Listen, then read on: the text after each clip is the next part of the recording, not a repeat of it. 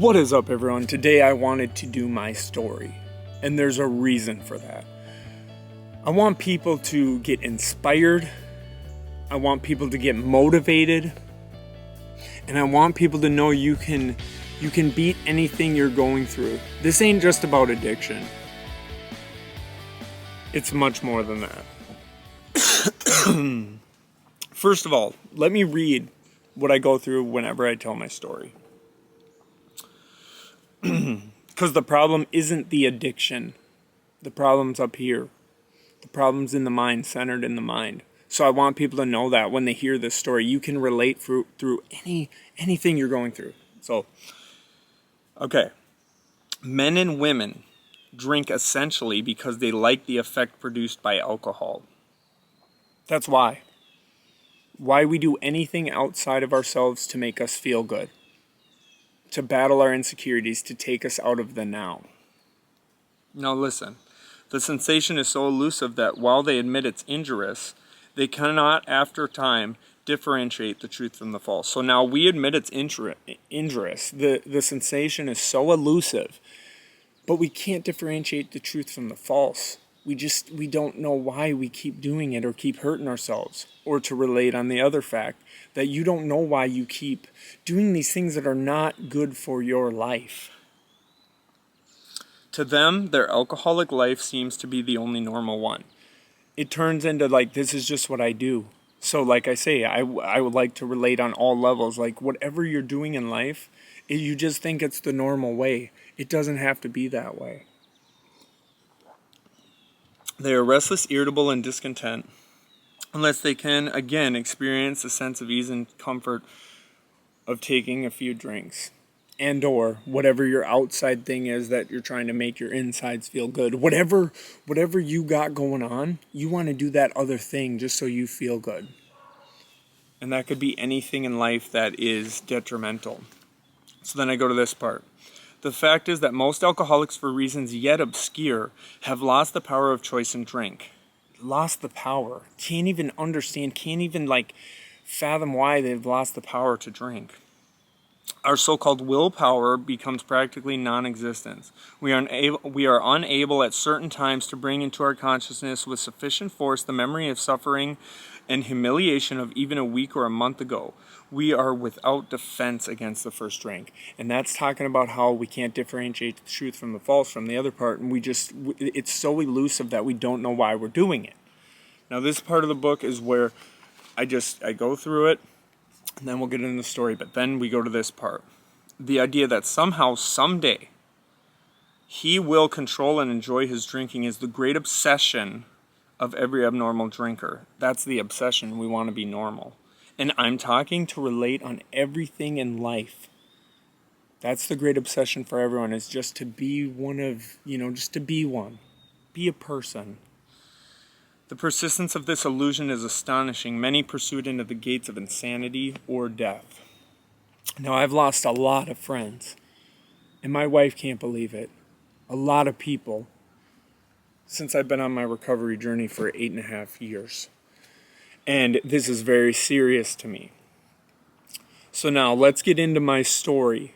And that's why I didn't want my channel to turn into a business channel. But it partially is. It's partially about business and going for what you want, taking action. It's about growth spiritually, and then comes the financial. Financial security is the only thing about money that I care about. I hate money. I think it's stupid. But I love it for financial security, so I do want people to get to that level too. So now, let's go on to the story, to childhood and my background. I grew up in a small town in Minnesota, about 35 minutes from Minneapolis. Now, all of my family was using drugs except for my mom. Drugs and alcohol, very violent home, very violent. Violent. Drug dealing, abuse, things that I won't say on YouTube. So I wanted to make this for that reason, so people understand where I came from. This is not about, business. This is not just about making money. Now, Grew up though, grew up good enough. I skipped school all the time. I was in and out of locked up facilities from 12 to, you know, adulthood. But anyways, like I got 31 auto thefts at the age of 13. You know what I mean? Or 14. But anyways, that's just a for instance. And that I got charged for. I went to jail for 23 months for that. So as a juvenile.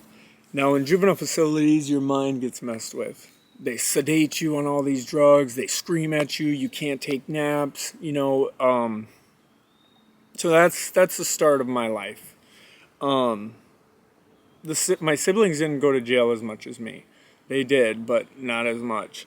And the reason I say that is my mentality, my everything shifted on what reality was. That's why I'm big on perception is stronger than reality. And I say that a lot in my videos, and you'll understand why, because I perceive everything that happened to me is how I am who I am today. Since I changed my life and I grew. And we're going to get into how that all happened. Now, my dad, they always called Jekyll and Hyde. Good guy sober, bad guy on drugs and drinking. My dad died at the age of 52 from alcohol and drugs. Now, when I read in the book that I just read from, I'm going to keep that book anonymous, but they said that he was modern day Jekyll and Hyde, and when I read that, I got chills. Because I knew that's what they always called him, and they always said I was just like my dad. Rest easy to my dad, Jeff, because I wish I could have talked to him. I only met him once when I was 7. My mom is a rock star, by the way. My mom had 2 jobs, took care of us, did her thing. Got a house, We did not have a lot of money. We did not eat the best. She did what she did. It's not like we went without food, but just giving you guys a little background of why I hustle. I feel like people thought too much my channel was just like, oh, well, if I had $30K to drop on a business, that's not how it was. I saved up. And I'll get into that more. So yeah, just, there's things that I can't say on here that I did with my criminal activity because, and there's things that I was charged with that I could maybe mention, but that's not what this is about. This is about inspiration. But I did some things that are very bad. Very bad. I don't need to get into them on this internet, but we'll just say I was in and out of jail, went to prison, got out of there, kept doing my thing, but we'll get into that more later. Now, rock bottom is when you stop digging. When I heard that, when I was about 2 months sober, 8.5 years ago, I heard that and I went, wait, my bottom's when I stop digging? Okay. So I can put down the shovel right now because I wasn't trying to be done. I wasn't trying to change my life. And when I say, it's not just about drugs, it's about you. It's about the person you are. That's what matters. That's why I'm saying you can relate this on anything. That's why I've done the steps with people that aren't in the program. But anyway, so I'm in treatment. All of a sudden, the birds are chirping. And this is my 7th, 8th treatment. Didn't want to get sober. I hear the birds chirping. I come out to the deck. I'm listening to the birds for a little bit. And then my original buddy in recovery, my original sponsor, he goes, hear them birds, aren't they beautiful? And I looked at him and I'm like, the birds, man. I could hear them, but I was like, I haven't listened to the birds for a long time. And he's like, aren't they beautiful? And I paused and I was like, I think this is beautiful. I said, I haven't listened to the birds. And I'm a nature person. I'm a fisherman. And I don't know if you guys follow me and all the other platforms, but I'm a fisherman. I'm an outdoorsman. I've been that way since I was a kid. I live in a half hour from the city, so I was city boy / fucking country boy. So best of both worlds. So I'm like, man, the birds are pretty. And then it got me thinking, I haven't listened to the birds for a long time. That's pretty crazy. So now we go on. I got shown some people, Joe and Charlie, that really break down the obsession of the mind and what's going wrong in my mind, and that changed my life. I was like, oh my gosh. Now, when I was in this 70 million treatment, other treatment centers were denying me. Minnesota is a type of state where you go to treatment for free. There are ones you can pay for too, but I lucked out that I live here.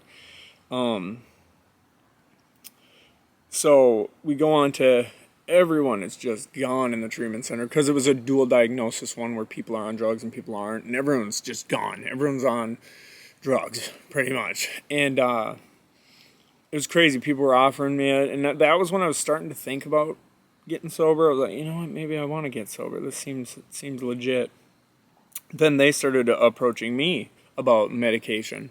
They're like, oh, we want to put you on this, that. They were even going to put me on Adderall. And if you know any of my history, that's what, like, amphetamines were my thing, staying up, going crazy. Like, that's what you guys know. I'm a hyped person. So when they offered them, they had the doctor appointment because I was on insurance watch, which is like where you can't get medications. That's how bad I was. It just, every facet of my life was like I was being watched by the state. That's why when I was looking for local work, some places would look me up. We just Googled you. We saw your accolades on social media, but we seen some of the things you did. I don't care if people judge me on here, on YouTube. That's why I don't give a shit. But I felt like it would block me from the sunlight of the spirit of some of the teachings I've learned. And I was like, you know what? No, I finally got approved to get Adderall. I was like, oh, cool, yay. But in my heart of hearts, I said, no, I'm not doing that. I'm gonna do this normal or sober. I want to get connected with something stronger than a pill, because I've done the whole get on a bunch of meds thing. So next, the biggest turning point in my recovery. So I get out finally. My wife, who I'm with, we've been together 13 years. She's been through prison treatments, all this stuff. She's like, okay, here we go. And then I get out. Finally, they put me on a different medication, not Adderall, and they put me on it. I'm up and down with it. I poured it out, and then my wife said, no, you got to take your meds. And then we're going to the movie theater. That's why it's funny. I'm such a great dad now. Like, my kids are treated like gold. They get everything they want. I don't make them entitled, though. My oldest one, he had to buy his vehicle. We threw down half. He paid us back the other half. You know, he pays his own insurance. So I don't want you to think, but no, my kids are spoiled. We go on vacations. We do all this fun stuff all the time. They got everything they could ever want. We have a 5-bedroom house. Like, I mean, you know, the reason I say that is no ego about it. I'm just saying, just so you know. But this is what I used to be like with this story. So I get out. I got some, because when you're in the treatment center, it was a really ghetto treatment center where you had to, they put you on cash assistance. I never had been on that. They just like put you on it. They're like, here, sign all this, and you're on it. So I had like $80 to my name. I get out. I'm like, all right, I'm going to treat y'all to a movie. You know, I had lost my license because I had a DUI, all this stuff. So my wife's driving us. So I'm surprising Kaysen, who's now 17, who's my buddy. I've raised him since he was 3, and then the other 4 are me and hers together. But Kaysen's my dude, and like I forget all the time because I've raised him since he was 3. But anyway, so this is just to show you what I used to be like. This is the biggest story, biggest turning point of my sobriety. So we're on the way. My wife accidentally lets it slip that we're going to the new Transformers. So insane me, 2 months sober, all medicated out, just being an idiot still, like thinking I understood life and I did want to be sober. I'm like, oh, you ruined the surprise. We had just gotten the free McDonald's from the cash assistant. I splash a thing of pop. I'm like, and then it splashes all over my wife. And then splashes everywhere and everyone's screaming. And she's like, I don't want to go to the movies with you. She brings me to Walmart. I grab the burgers that I got everybody, and then I'm slamming them on the ground. I'm stomping them out with my feet. This is what I was like. That's why I want people to know how much I've changed my life through my higher power. I smash them on the ground. I'm smashing them, kicking them in. She's like, get the hell out. I don't want you around us. I get out of the car. I got my McDonald's bag, right? I got my McDonald's bag, and it's raining, pouring rain out, pouring. I'm holding the McDonald's bag. All of a sudden, from the rain, the burgers start falling out from the bottom of the bag. And it was like, they talk about divine intervention in what I've learned, and turning points of where God is trying to speak to you. and the burgers are falling out of the bag, and I look down and there's these stomped soggy cheeseburgers from me stomping them out. That's why this is called the saga cheeseburger story.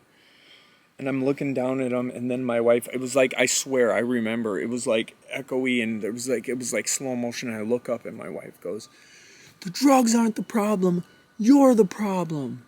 You're the problem." And it like echoed in my head. I was like, I'm the problem. That's why I said this isn't about drugs. This story is not about drugs and alcohol, and I know a lot can relate, so I hope it helps people, but it hit me like a ton of bricks, and I got quiet, I calmly got back in the car, and my wife is like, because if you guys knew the stuff I did in my past, you would know why I was a scary person. That's why it's funny, people think, oh, this guy's so nice. No, if you knew what I was like, you would not even think this is me. That's what my whole family, everyone who knows me, everyone who meets me after not seeing me for a long time, they don't even know. They're like, is that you? So that's what's funny, is people who don't know me on here. And that's why I want to do this. I'm like, I want to throw this out there, because I do speak. I tell my story here and there. So after she said that, I got back in the car. She's like acting, and I was like, yeah, let's just go home. And she's like, what's going on? And then we went home. I poured my medications. They were like bipolar medication. Poured them down the toilet. She said, "Are you going to be good?" I said, "Yep." She's like, "What?" And from that day on, she knows we've had issues, but from that day on, it was a spiritual awakening. I was done. I knew I was the problem. Right then and there, with the soggy cheeseburgers falling to the ground, and her saying that, perfect timing. So now, go on to a little background. I couldn't have kids. Went to a doctor. I had surgery on a varicocele. This was years while I was still ripping and roaring on drugs. So thank God I didn't have kids with my wife. But they said, yeah, you'll never be able to have kids. We don't like saying this. I remember getting that call. I was smoking, and they said, sorry, we don't like doing this call, but you can never have kids. It's probably a 2% likelihood that you will ever have children after getting your results after the surgery, 6 months after the surgery or whatever it was. And I'm like, oh, okay, cool, bet. Like, I wanted kids. Now I have 5. Well, 1 on the way, so 5 soon. So, anyways, they say, oh, you can't have kids, this and that. I'm like, oh, okay. So I go to treatment, I get sober. Then I get out. Like a month or 2 later, whatever it was. So I'm like 4 months pregnant at this point. My wife goes, I'm pregnant. I'm like, oh yeah? Got out of treatment like a month ago or whatever it was. It was funny. I was still a little like, wait, what? Because the doctor told me like 2% chance. I don't like saying this, but I like being upfront. Probably will never have kids, sir. Just letting you know. Because we were debating on saving up for in vitro, all this type of stuff. But see the way God works? And then, so then when she said that, I'm like, well, I need to go get tested again to see if I could have kids. Just, to ease my mind.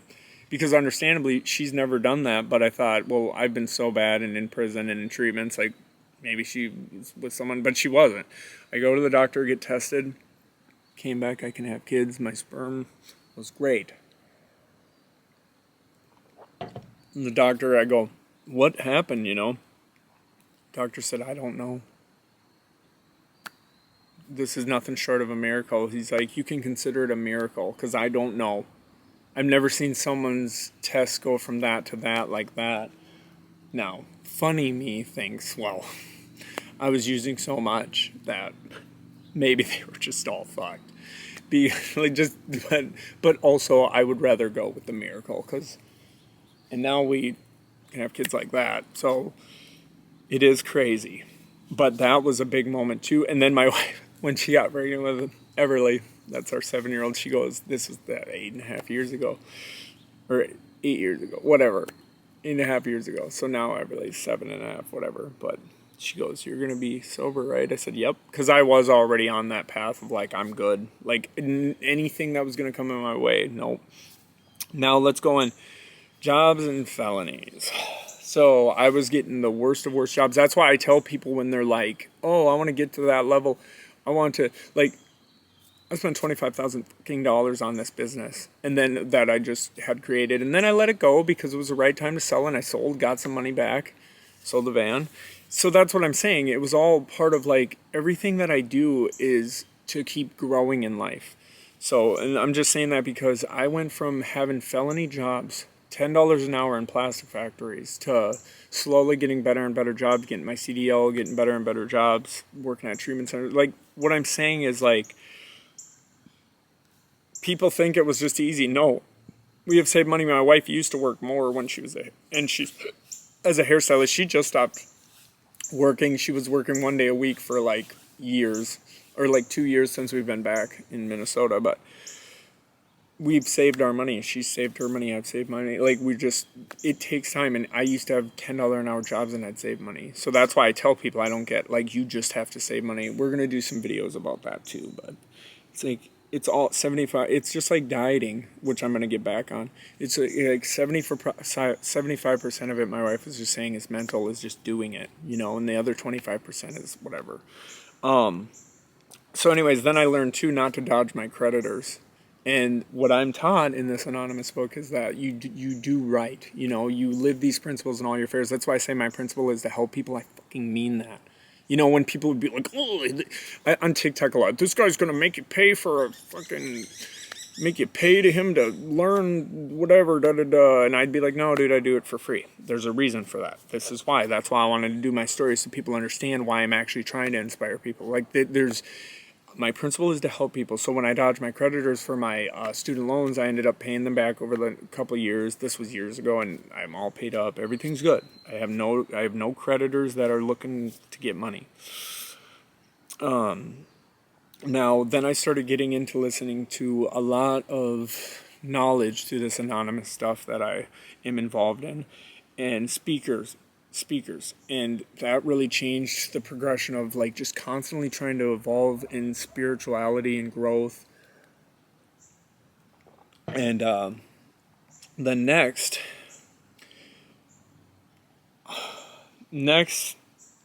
the steps, I did the steps, keeping it honest. But I started to notice too, there was a lot of members that would, like, be cliquey, and it would just be, like, to the point where I was just like this young dude in my recovery, where there was a lot more, like, people were just doing their own thing. And I went up and I was like, hey, I'm here. What's up? Like, I want to do these steps. That's why these things I'm not going to get as deep as when I speak at these anonymous events I go to. But then I noticed too, a lot of people would use progress, not perfection, as a crutch to be like, all right, progress, not perfection. Like, obviously that's true, but you don't want to just be stuck in one spot. You want to constantly be growing. That's why I didn't want my channel to turn into just like, oh, make money and make businesses. Like, cool. Yeah, that's amazing. That's a growth thing and it's awesome. But I wanted it to be more about, growing as human beings and being there for each other. That's why I always say, how are you doing now, in my comments back. Like, I want to know. I want us to be more of, like, people who are helping each other no matter what our goals are. And then I learned about amends, making amends to people, and I have living amends that I will have to do the rest of my life. And that is generally my principle, to help people. My living amends is to be a good person in this earth for what I did. Perception is stronger than reality. Like I say all the time, that changed my life. Perception is stronger than reality. If I perceive something in a certain negative light, it's going to be negative. If I perceive something positive, it's going to be positive. That's why I live by don't be limited by your mind too, because I could have kept my business going, but I'm not going to be limited by my mind. I'm going to mix it up. And I'm crazy. Like, I always want to do something different. That's why this is all about growth. I noticed a lot of politics. I'm not going to get into too much of that, but even in recovery, and I stay clear of that. Like, I'm talking about politics, not like the red and blue stuff, but just everything in life. Like, if there's like negative vibrations where things get like that, I'm just gone. Now, the first person I helped in recovery, it was pretty funny. He started threatening me and getting all weird. He was on an outside issue. But I told him, yeah, we can still work together. I got people that are on harm reduction all over. Like, I love people who get on harm reduction. I got a brother who is. I had my sister, she's in recovery. She's, I think, 5 years now. And then I got my other brother who smokes green, and he does great.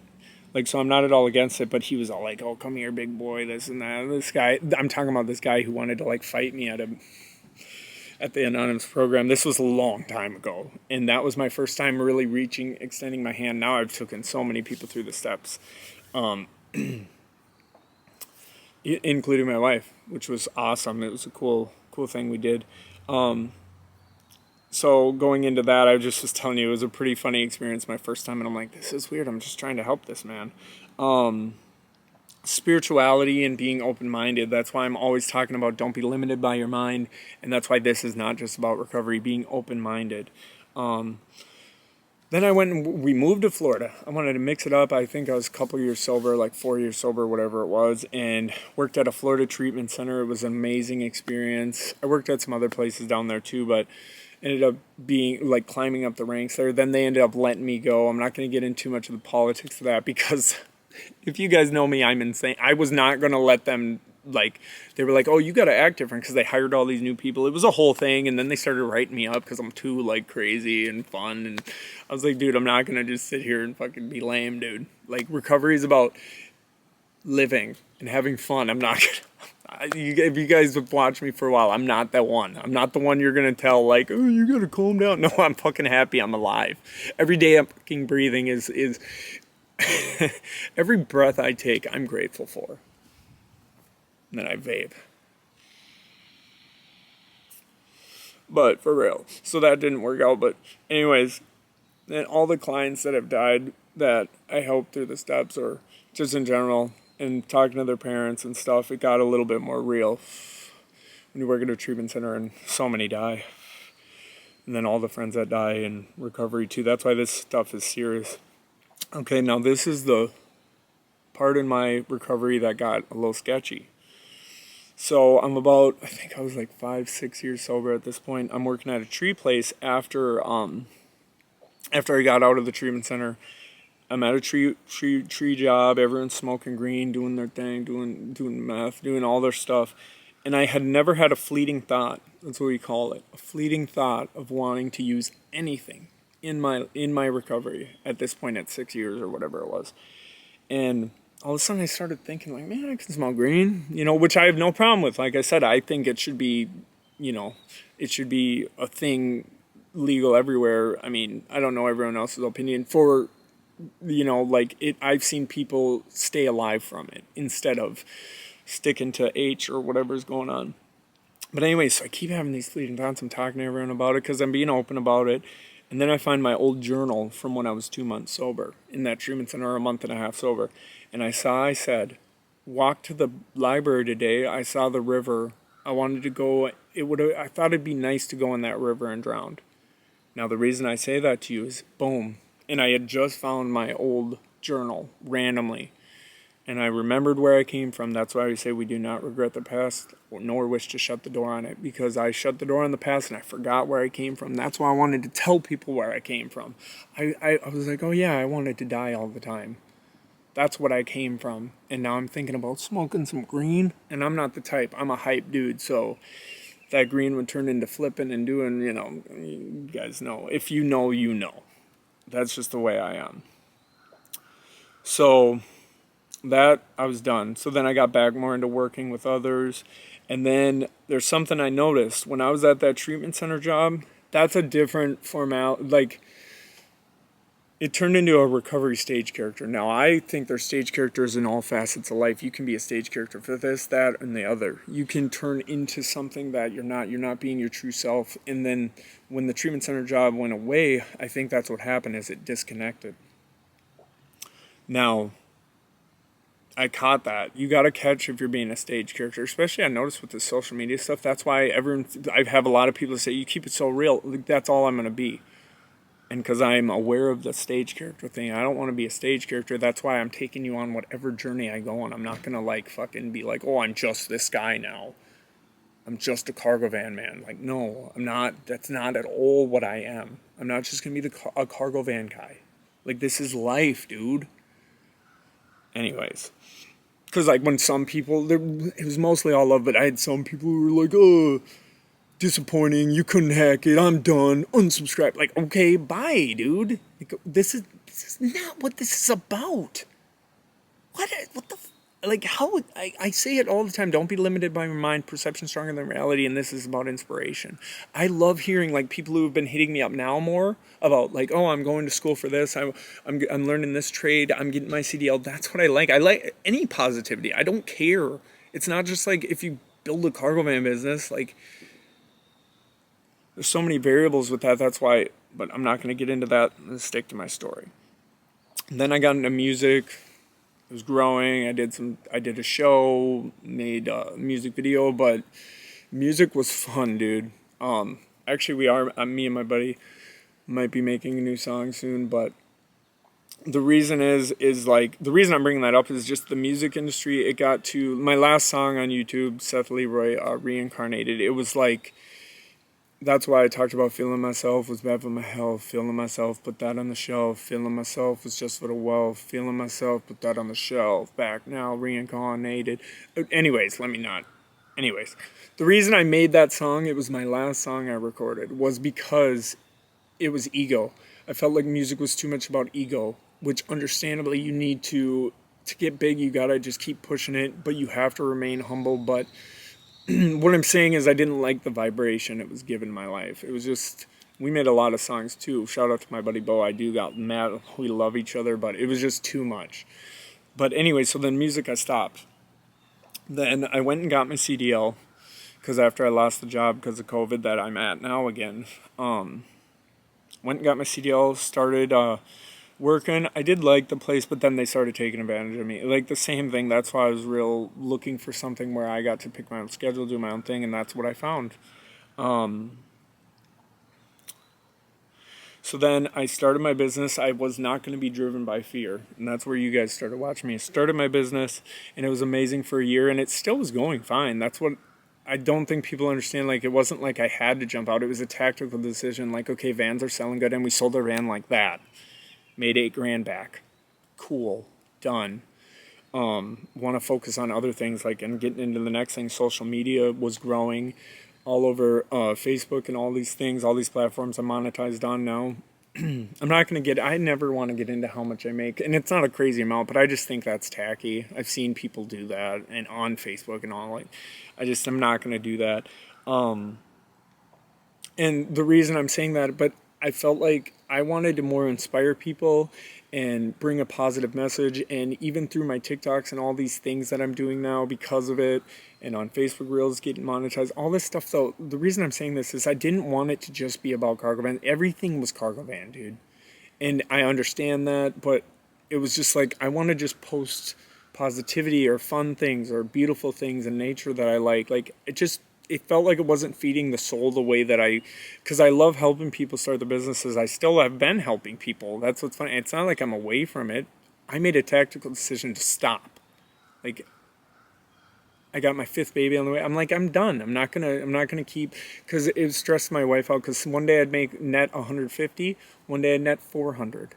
Seriously, we just had one where we netted 800. I did that video. That was awesome. But it was just, I just wanted and I wanted to focus on inspiring people on social media, not so much just about a business, because I felt like that's all it was turning into, is how do I get loads? How do I get loads? How do I get loads? How do I start my business? That was all people talked to me about, and that's not what I ever wanted it to turn into. I wanted it to be about us all helping each other, inspiring each other, and just being there for each other as a community.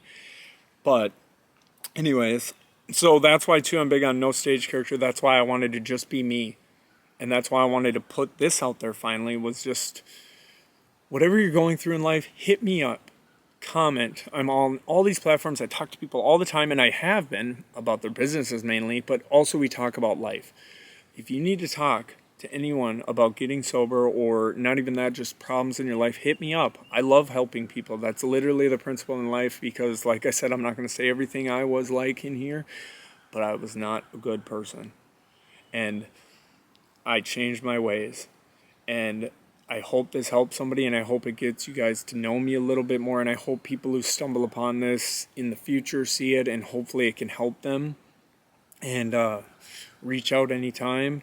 And yeah, that's pretty much it. That's my story. I might have missed some things, but came from nothing, man. Lived in cars. You understand me? Like, lived homeless, wandering. Like, now I have a 5-bedroom house where my kids can lay their heads at night.